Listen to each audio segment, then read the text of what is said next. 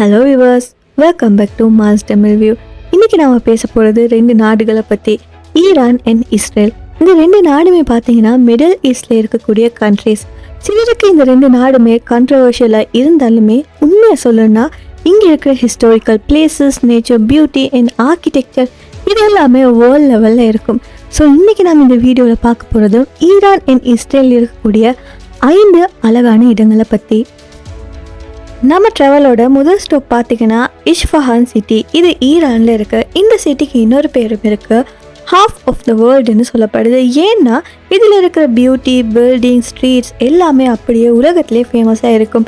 இங்கே ஒரு முக்கியமான இடமும் இருக்குது, அதுதான் நஷ்-இ-ஜஹான் ஸ்கொயர்னு சொல்லப்படுது. இது ஒரு மிகப்பெரிய யுனெஸ்கோ வேர்ல்ட் ஹெரிட்டேஜ் சைட்டாகவும் இருக்குது. ஸோ அந்த ஸ்கொயரில் நீங்கள் மிகப்பெரிய பள்ளிவாயல்கள், ராயலான பேலஸ், அது மட்டும் இல்லாமல் ட்ரெடிஷ்னலான பஜார் எல்லாமே எக்ஸ்ப்ளோர் பண்ணலாம். இந்த ஸ்கொயரை பார்க்குறது மட்டும் இல்லாமல் அங்கே இருக்கிற பர்ஷியன் ஆர்கிடெக்சரை பார்க்க முடியும். அது மட்டும் இல்லாமல் கலர்ஃபுல்லான டைல்ஸ், மிகப்பெரிய டோம்ஸ், டீட்டெயில்டான கார்விங்ஸ் இது எல்லாமே பார்க்குறதுக்கு ரொம்பவே அழகாக இருக்கும். அண்ட் லிட்டரலி பிக்சர் பர்ஃபெக்டாக இருக்கும். ஈவினிங் டைமில் அந்த ஸ்கொயரில் ஹார்ஸ் கார்ட் ரைடு எடுத்தாலோ இல்லைனா அங்கே இருக்கிற ஸ்ட்ரீட் ஃபுட் டேஸ்ட் பண்ணாலோ அந்த எக்ஸ்பீரியன்ஸ் நம்ம லைஃப் லாங் மெமரியாக இருக்கும். ஸோ இந்த இஸ்ஃபஹான்னு சொல்லக்கூடியது definitely a must visit beauty in ஈரான்னு சொல்லலாம். இங்கே இருக்கிற ஹிஸ்ட்ரி, ஆர்கிடெக்சர் அண்ட் கல்ச்சர் எல்லாமே ஒரே இடத்த கண்ட எக்ஸ்பீரியன்ஸ் கிடைக்கும். ஸோ 2வது ஸ்டாப் பார்த்தீங்கன்னா பெர்சோபோலிஸ்னு சொல்லக்கூடிய இடம். இது ஈரானில் இருக்குது. இது மிக பழமையான பர்ஷியன் எம்பையரோட கேபிட்டல் சிட்டியாக இருந்திருக்கு. ஹிஸ்ட்ரியில் 2500 வருஷங்களுக்கு மேலே பழமையான சிதைவுகள் எல்லாம் இங்கே இருக்குது. ஸோ இந்த இடம் ஒரு முறை பார்த்ததுமே நமக்கு புரிஞ்சுக்கலாம் அந்த காலத்தில் பர்ஷியன் எம்பையர் எவ்வளோ பவர்ஃபுல்லாக அட்வான்ஸ்டாக இருந்துச்சுன்னு சொல்லி. இங்கே இருக்கிற டேரியஸ் த கிரேட், அது மட்டும் இல்லாமல் சர்க்சிஸ் த கிரேட், இவங்களோட மிகப்பெரிய பெலசஸ் எல்லாம் அந்த மெசிவான பில்லர்ஸ், கிராண்டான ஸ்டேர் கேசஸ், அது மட்டும் இல்லாமல் டீட்டெயில்டான கார்விங்ஸ் இதெல்லாம் பார்க்குறப்ப அந்த எம்பையரோட ஆர்கிடெக்சர், இன்ஜினியரிங், அது மட்டும் இல்லாமல் ஆர்டிஸ்ட்ரி எல்லாம் அப்போது எந்த லெவலில் டாப்பில் இருந்துருக்குன்னு சொல்லி நமக்கு புரியும். ஏன்னா அந்த கார்விங்ஸில் சோல்ஜர்ஸ், கிங்ஸ், எனிமல்ஸ், செரமனிஸ்னு எல்லாமே அழகாக பதிவு பண்ணியிருப்பாங்க. அது மட்டும் இல்லாமல் இப்போதுமே அந்த இடத்துல இந்த சிதைவுகள் இருந்தாலுமே ராயல் வைப் இன்னுமே ஃபீல் ஆகும். ஸோ இந்த இடம் ஓவராலாக என்ன நமக்கு ஃபீல் பண்ண வைக்குதுன்னா அப்போது அந்த காலத்தில் இருந்த பழமையான மன்னர்களோட லிவிங் ஓரா எப்படி இருந்துச்சுன்னதை நமக்கு ஃபீல் பண்ண வைக்கும். அண்ட் யுனெஸ்கோவும் இந்த சைட்டை one of the greatest archaeological sites இந்த வேர்ல்டுன்னு சொல்லி டிக்ளேர் பண்ணியிருக்கு. History lovers, architecture lovers, culture lovers இவங்க எல்லாருக்குமே இது மஸ்ட் விசிட் இடமாக இருக்கும். ஓகே, 3வது ஸ்டாப் பார்த்தீங்கன்னா இப்போ நம்ம ட்ராவல் பண்ண போகிறது இஸ்ரேலுக்கு. இஸ்ரேலில் என்ன இருக்குன்னா டெட் சி. இது சாதாரணமான சி மாதிரி இருக்காது, இது ரொம்பவே டிஃப்ரெண்ட். இது ஒரு சால்ட் லேக்னு சொல்லலாம். அதில் நீங்கள் நார்மலாக ஸ்விம் பண்ண முடியாது, ஸ்ட்ரைட்டாக வாட்டரில் மிதக்க மட்டும்தான் செய்ய முடியும்.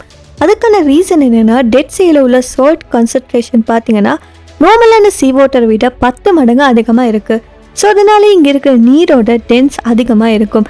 நீங்கள் அப்படியே சர்ஃபஸில் இருந்தே ஃப்ளோட் ஆக ஸ்டார்ட் ஆகிடுவீங்க. அது மட்டும் இல்லாமல் ரெட் சி ரொம்ப ஃபேமஸ் ஆனது எதுக்குன்னா மட் தெரப்பி காரணத்தால். இந்த லேக்கில் இருக்கிற மட் ரொம்பவே அதிகமான மினரல்ஸாக உள்ளடக்கியது. ஸோ ஸ்கின்னுக்கு சூப்பர் பெனிஃபிஷியல். அந்த டூரிஸ்ட் அதனால தான் டூரிஸ்ட் இங்கே வந்து ஸ்பா மாதிரியான மட் பாத் எல்லாம் எடுக்கிறாங்க. பாடி ரிலாக்ஸேஷன், ஸ்கின் கேர், ஹீலிங் எல்லாமே பாசிபிளாக இருக்கும்.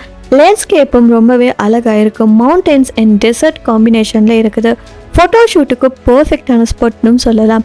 ஸோ 4வது நாம் பார்க்க போகிற ஸ்டாப் பார்த்தீங்கன்னா ஜெருசலாம். இது ஒரு மிக பழமையான சிட்டி இஸ்ரேலில் இருக்குது. இது ஒரு சாதாரணமான சிட்டி மாதிரி இல்லை, இது 3 மேஜரான ரிலீஜியனுக்கு ஹோலி பிளேஸாக இருக்குது.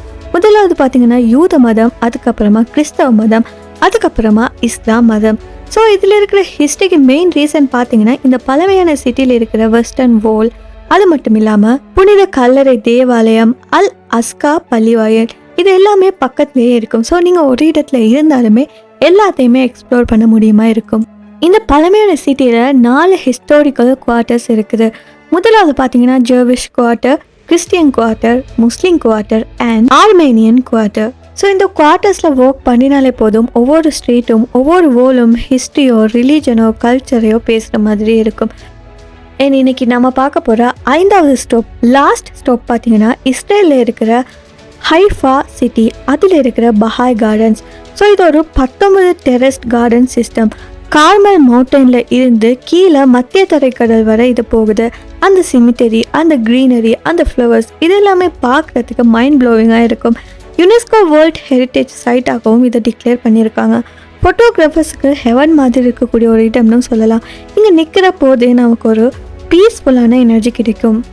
ஸோ காய்ஸ், இது தான் ஈரான் அண்ட் இஸ்ரேல் இருக்கக்கூடிய 5 அழகான இடங்கள்னு சொல்லலாம். 2 கண்ட்ரீஸ்லேயுமே கல்ச்சர், ஹிஸ்ட்ரி, ஸ்பிரிச்சுவாலிட்டி, நேச்சர் எல்லாமே ஒரு யூனிக்கான மிக்ஸாக இருக்குது. ஸோ நீங்கள் சான்ஸ் கிடைச்சா அட்லீஸ்ட் ஒரு இடம் விசிட் பண்ண ட்ரை பண்ணுங்கள். அண்ட் ட்ராவல் தான் நமக்கு ரியல் லைஃப் லெசன்ஸை தரும்னு சொல்லலாம். இந்த வீடியோ பிடிச்சிருந்த மறக்காம இந்த வீடியோவை லைக் பண்ணி உங்கள் ஃப்ரெண்ட்ஸ் கூட ஷேர் பண்ணுங்கள். அது மட்டும் இல்லாமல் நம்ம சேனலை சப்ஸ்கிரைப் பண்ணி பக்கத்தில் இருக்க பெல் ஐக்கனையும் கிளிக் பண்ணிக்கோங்க. இன்னும் ஒரு இன்ட்ரெஸ்டிங்கான வீடியோவில் நான் உங்களை அடுத்து சந்திக்கிறேன். Until then, stay curious, stay safe.